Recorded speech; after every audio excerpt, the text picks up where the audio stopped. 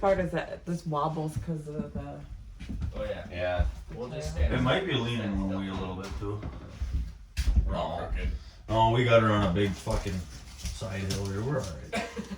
Dude, look at all our blinds. What happened to all of them? Was there a cat in here or something? I think they just get brittle because it gets like 100. Well, this is what they do. They sit last year when we were in here in the morning. They'd sit, they'd peek like this, and they just rip right off.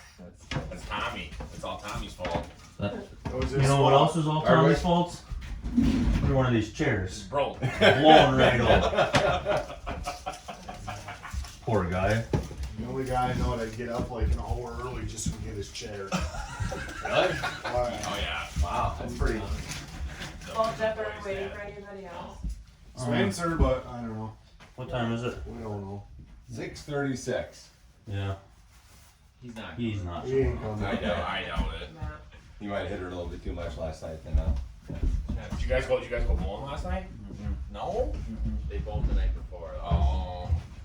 I had stuff that could take care of him, Mark. Oh yeah. But I didn't make it to the other one. Did you hear that DJ and Bobby are third base and first base coaches for the women's softball team now? Oh my gosh. What? They met him at the bar. What softball team? The Softball one sponsored team. by the bowling alley. Oh, really? Dude, you guys are gonna get in so much trouble. Richmond bowling alley. I like it. Civic involvement. Something like Okay, that. this is recording, so I would shut up. Yeah. I don't, so, yeah, I'll explain. So, I record every time I do a Toolbox Talk or come out into construction sites, or I also visit automotive shop mechanic shops. Okay.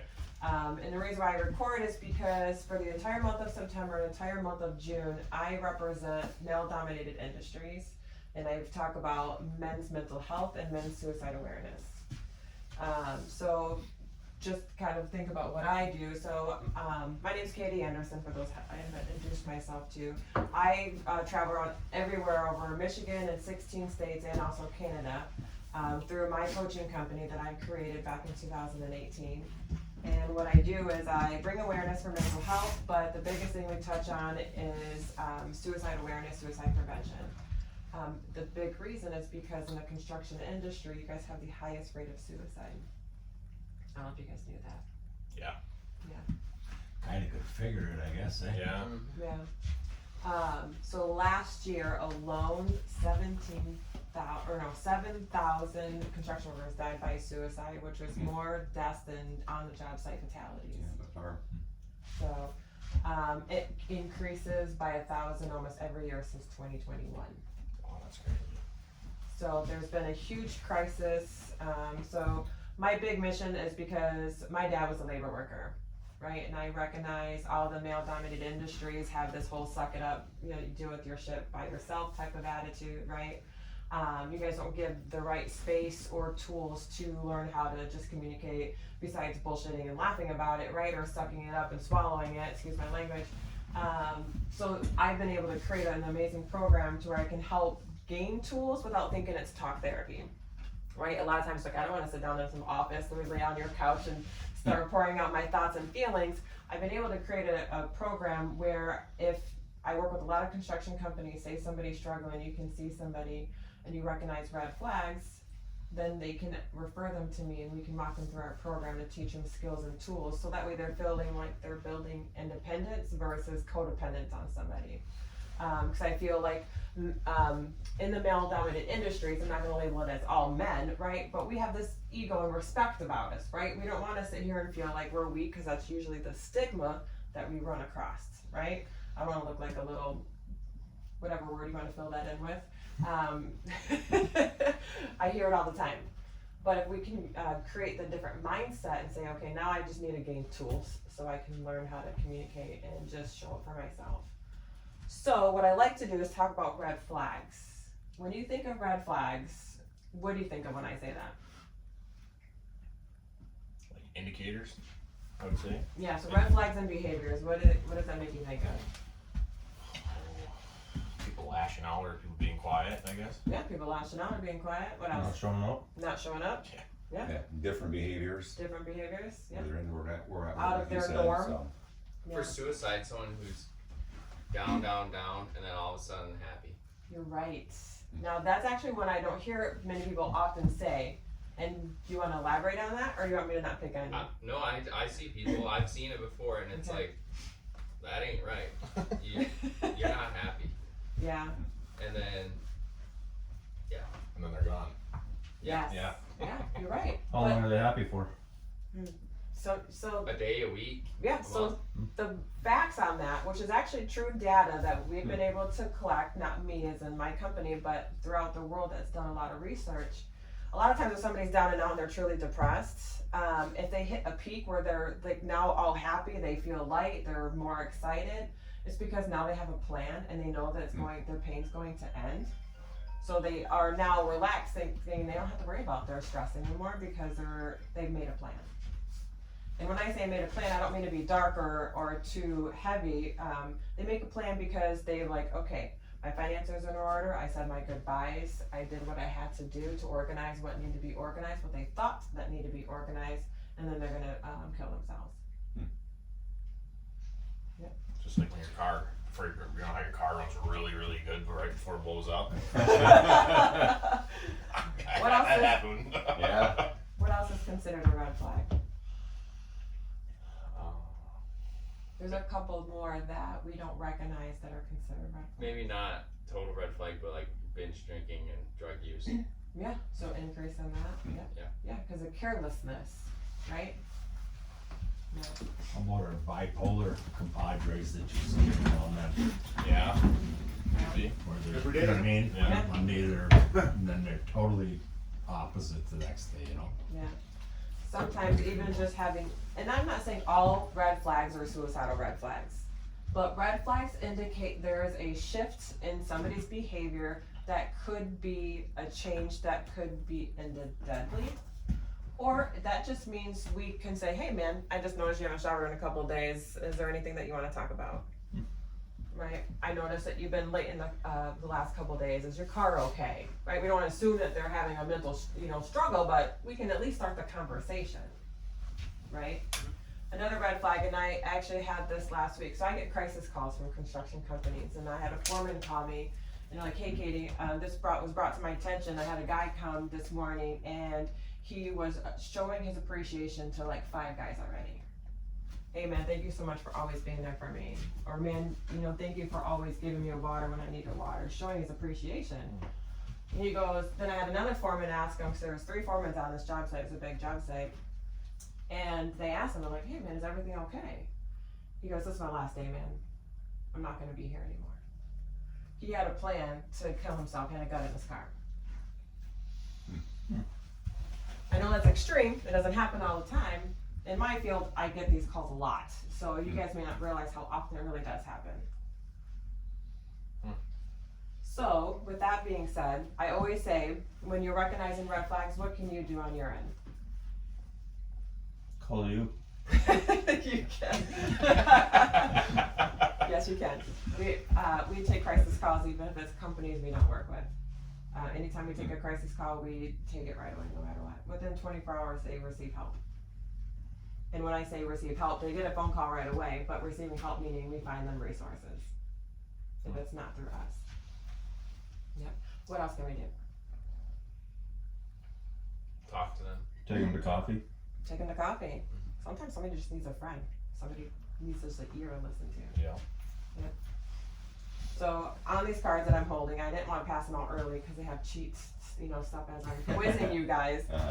So one side just talks about one side talks about red flags, and then the other side just talks about how you can show up for somebody. Thanks. Holy Christ. I know it's tiny. You can help them read. Are those readers? Yeah. Really? Yes. I wonder if our guy's on the car. So on one side it says the 3 C's. So connection, compassion, and confidence. When we're connecting with somebody, connection can save a life. You simply asking if somebody's okay. And if you get that typical, "I'm fine, I'm good, I'm okay," those typical ones, the second question can save a life. You're like, "Are you sure?" Just know I'm here. I recognize something different. As soon as you tell them that you're recognizing their behavior is different, a lot of times their first thought is, "I'm not masking my shit very well." Like, that alone actually jogs their way of thinking to make them know that they need to switch something up. It's a chemical balance, so where the certain words that we say can actually make them think something different. And the biggest stigma I hear all the time is that, dude, get off your phone. Good truck I'm drivers just along with. I'm teasing. I like to pick on people. The biggest thing that we always think is if we ask somebody if they're suicidal, we feel we're planting a seed. How many of you guys heard that before? Think about it. Yeah. You're like, oh, I don't want to ask them if they're suicidal. I'm going to make them think about being suicidal. That's not true. Believe it or not, if somebody's suicidal, they've already thought about it way before you even ask them. Because statistics have shown that every time somebody dies by suicide, which is every 11 minutes, if you didn't know that. So every time somebody dies by suicide, every 11 minutes, 68 people have thought about it every 11 minutes. Oh. Isn't that crazy? It is. So, the purpose of why I do this is because I just want to spread awareness so we can recognize red flags, be knowledgeable about it, but also know that just having a conversation can save a life. The bigger reason why this is a big deal for me personally is because I lost my mom to suicide. I found her at 7 years old. So I've been an advocate for like 25 plus years. I've been doing this for a long time. So yeah. That's my spiel this morning. Awesome. I don't want to lead this on as a damper on your Friday morning, but when we have proper conversations or just a simple conversation, it doesn't have to be anything. You don't have to be a mental health coach. You don't have to be a therapist. You don't have to have a degree. You just have to care. So, and you guys have any questions for me? Besides, you can't read your card. I will be able to. Yeah, well, Just not right now. Something else to think about, eh? it is, you know. I I guess. got a question for you. Yeah. I had a kid, a little bit younger than me, commit suicide. Mhm. His dad committed suicide. His grandpa committed suicide. Is it born in India or what? No. So a lot of times when we know that somebody's died by suicide and it was a choice, we then now think it's a choice. It's a way out.